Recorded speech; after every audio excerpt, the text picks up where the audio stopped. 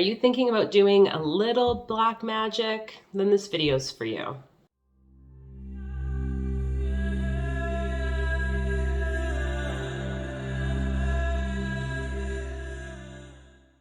Welcome to the channel, everyone. My name's Fola, and here on Deep Mind Squared, we talk all things magical practices and altered states. Really, the hope is to inspire, to really light your desire, and to support you with starting to manifest things that you would like to in this life. And the topic of discussion today being that of black magic. This is something that's been coming up more and more lately. It's funny, a lot of my friends, people in my life coming around being like, hey, tell me a bit about what you think around this. People getting I guess little intuitive hits about wanting to maybe step into black magic. I don't know what's going on, what this is about, but it's definitely a theme. And of course, someone I know would give me a book all about black magic, so seems very, very fitting. And so today in the video, I wanted to touch a bit on why talk about this topic on an ethical stance, what exactly is black magic, and some examples of what it looks like, and how do we kind of move forward from here? Being, magical practitioners or whatever you might be on your journey, I think it's an important topic that oftentimes we have a lot of stigma towards. Before we get into all that, though, I invite you to hit that subscribe button, the notification bell, wherever it's going to show up on the screen, and this way you'll be notified of any future videos. I'm just thinking, too, it's kind of fitting. I just finished this painting right here, and thinking about that whole theme of the black sun, that idea of this sort of aspect of light and dark and how those things combine. And I think what's coming down around this whole theme around black magic is this reason that all of us as humans are oftentimes driven by our ego. And as I woke up this morning with this giant zit on my face, I was like, there has to be someone putting a curse on me right now, right? That ego can be so strong. It can drive us to want to do things, especially when you're that conscious of your power, your ability to manipulate or move energy and to get the things you want in life, right? And having been in a lot of different social groups around magic and hearing conversations of people, this topic of, putting that hex or that curse on someone is quite common. And honestly, I'm quite surprised about that. And I feel so blessed having come from the shamanic sort of path initially.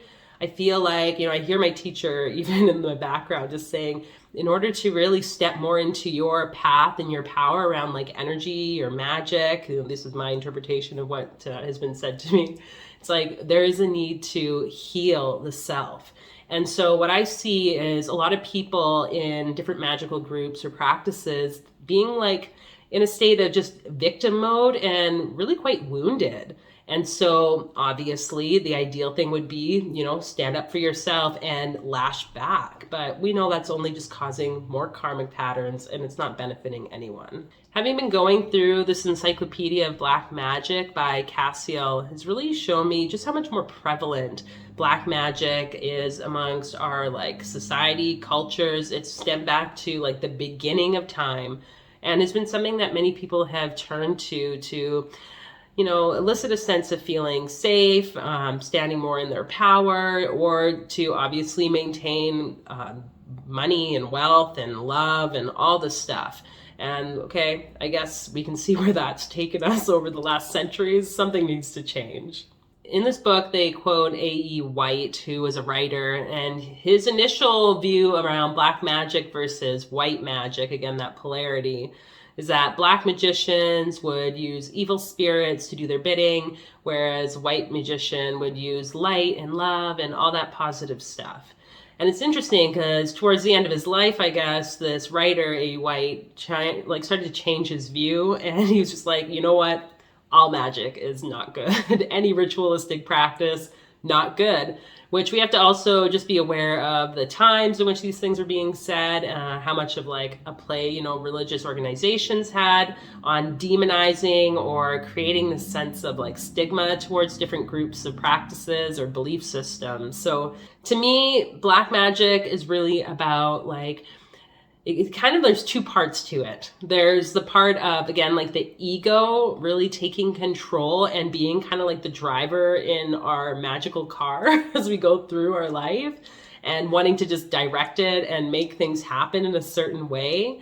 And then there's also the benefit of like the black magic, but I also would refer to this as like shadow work. So there's so many different things we can do with this, obviously. You know, you can allow your ego to drive the car and guide you towards making things right, you know, taking like any resentments out and making sure that things are corrected in your own sort of view of how it needs to be done. And people have done this time and time again. You know, again, this book's really great. Just the fact that there are like so many different ways which people have turned to, you know, darker entities, whether they're demons or other sort of practices that have like a way of inducing a shift in the reality, you know, people using it for like love and different love spells, or to bring about more abundance, or to bring power, which I think is a huge, huge one that happens. People are driven by the ego and they don't want to be in that place of lack. And so they turn to these sort of approaches. But then we have the shadow work, which I have mentioned in another video. I'll link it here, about, you know, working with certain beings that aren't really described as like good or bad, but as very powerful entities. And specifically, there was one I was kind of like engaging with called Alubatel. And my perspective going in was like, oh my gosh, this could be like considered a demon. Reading a lot of different material online, that is the view from some people, but identifying it as an angel, which is where it was originally kind of brought forth. But just seeing how engaging with that very powerful being could be seen as like black or dark evil, but also brings about this new awareness and brings like a shining of a light. So that's where I get this concept of like shadow work, and how we can use different types of magic to build our awareness of ourselves, to dive into some of these dark parts, which could also be identified as like black magic. But when I'm sharing some of the reasons here ethically about maybe why we don't want to do that love spell, or, you know, try to attract something or cause harm to someone, ultimately this is because when we are doing those types of practices, it's us crossing over someone's children's fire, as we would say in shamanism. You are basically taking or trying to take this person's free will and meld it into your own and cause something. And that is going to karmically have a huge, huge impact on you, on them, and who knows who else or where else, what else, okay? So obviously there's so many different ways in which people can do this, but how exactly does this all work? Really enjoyed reading the Circles of Power by John Greer. He shares around, you know, just the whole practice of magic and how it reaches the different realms. Like, we know we go into like a state, we can visualize, we can do different things to induce an outcome, right? That will then ripple into the physical reality. But what he shares is the fact that like people in a state of like maybe accessing some of these more intense ways of practicing magic will try to induce that state on like an astral level. So for instance, someone trying to cause harm to someone, trying to create some type of illness or sickness or even death, because I mean, we hear stories of this happening a lot. They will go into that astral sort of state and induce it astrally. So before it becomes into the physical, and just build it and build it and build it. And obviously the right practitioner will be able to know how to do this, and thus then it'll carry into the physical reality of that said victim or the recipient of that magic. The issue here that I think is super important, so when we talk about karma, about that like law of return, is the fact that if this is going on, the practitioner who's sending those intentions out can also be impacted because they are linking themselves to this. And as a healer, I see this time and time again. Someone comes to me for support. We do the healing process. I'm going through almost the exact same thing they are, it seems sometimes. Maybe not like the exact, but like very similar sort of themes coming up in my life. And it's like when I do the healing and support them, I'm also healing myself. So if we think about that sort of like quantum entanglement, of course it's going to happen as well with like any form of black magic or harm that we're trying to put out. And so I wanted to share a bit about an example of this. There was a magician, lady, feminist, animal lover, who back in like the 1800s, this Anna Kingsford, and she basically was so in love with the animals. No offense to animal lovers, that she took it upon herself to cause harm to all these different like medical lab scientists who were trying to figure out, healing for the world, including Louis Pasteur, who was like quite a hero in like France at the time. Here was this practitioner who took it upon herself to cause some significant harm to 3 different people, 2 of whom apparently she wrote in her journal that she did cause their deaths. She was doing some type of magical practices. She was quite a like psychic practitioner, able to go into different trance states. And yeah, she caused these deaths. And then apparently she was trying to go on and kill Pasteur. Pasteur, I believe is how you pronounce his name. But of course, this man's like a hero to people in France, apparently, at the time. I don't know, I didn't live there. Back then, at least, I don't think.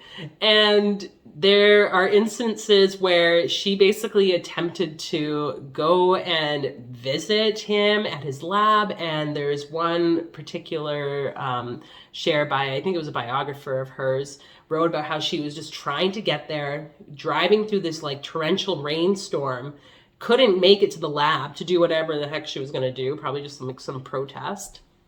And she ended up like developing pneumonia. And she, they do say she was quite unhealthy throughout most of her life. I mean, I guess that makes sense if you're going to psychic spaces that often or these trance states. But it's like just that image for me around like the weather trying to stop something, and who knows who or what sort of energies. I mean, whether it's people praying for this like individual who was at the, I guess, the fists of her hatred or whatever you want to call it, or because like God had a plan for this individual to see it through. And here was this woman trying to cross over his sacred dream, his life purpose, and stop it. It's really quite an image here. And I just want to read from her diary because I think it's just so interesting. She said, "I've killed Paul Bert as I killed Claude Bernard, as I will kill Louis Pasteur, and after him, the whole tribe of vivisectors, if I live long enough. It is a magnificent power to have, and the one that transcends all vulgar methods of dealing out justice to tyrants." Like, this, I think, leads us to the next point is like, who are we to say we have to figure this out and solve the world's issues and take justice into our own hands? Like, justice is only for like that divine, limitless being, okay? We are humans, we have egos. And so in order for us to move forward from here, if you are considering doing any form of black magic, because again, I have people that reach out to me quite often saying they're in these states, they want to cause harm to someone, whatever. And it just leaves me with this sour taste of, okay, what is really underlying the issue? How can you build more neutrality in your life? How can you allow for this sort of polarity to exist? Even if that means, you have a boss that you maybe don't get along with, and there's things that you feel might need to change in that relationship. Maybe that's a sign for you to leave that job, right? Maybe it's a sign for you to learn how do you like set more healthy boundaries for yourself, right? There's so many different things that we can do here. And so, I'm not saying just to completely give up. I think there's a whole other conversation we can have around like setting boundaries and putting up like blocks or walls of negative energy so that we're not impacted. There's nothing wrong with that.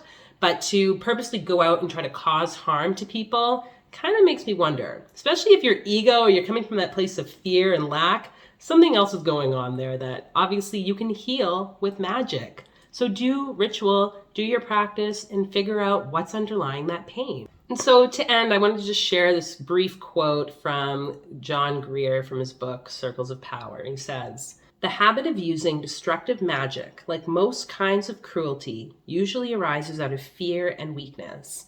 The path of the true magician, on the other hand, requires that fear be replaced by knowledge and compassion and weakness by openness to the sources of power." And so that really resonates to me. It's like, if I'm going through something, again, trust me, I've been in these situations where it's like, it's probably way easier if I just send something out and let that be the teacher to this individual. But when it comes down to it, it's like, okay, there's something else going on here. What is that internal message? I don't want to be repeating any karmic patterns. I don't freaking want to have to come back and deal with that person again. That's for fucking sure. And so if I can like break that cycle and break the harm, because I know I have seen my like past lifetimes that are very, very much in the dark. I don't want to come back and do that again. And this is the opportunity for us to continue to play in this playground of life, to be nice to the other children, the other little witches and mages and all these people who are running around doing their business, and show respect to one another. And ultimately, I think when we can do that, then that shows that we too are standing in a place of like righteousness and respect for our fellow humans, our fellow whatever. And trust that even though sometimes things might seem like they're dark or really heavy, that even within those places, there's a lot of learning that's happening. And I think some of the biggest learnings I've had are in those like really dark moments. So if you feel like maybe there's something that's going on, then oftentimes I hear this too. People are like, I think there's a curse on me, there's black magic, whatever. Obviously talk to someone that you trust, be really, really diligent, that you like discerning, that you don't just go to anyone and give them your money, because that happens all the time. Do your inner work and reach out to someone that you feel you do trust and can hold that space for you, and see what's that like underlying all of that. And yeah, I think simple prayer can really create a lot of change. So that's really all I wanted to say about this topic today. I hope you enjoyed this video. Feel free to like and share it to anyone you think might need to hear this message, and make sure you're playing nicely. I'll see you all in another video.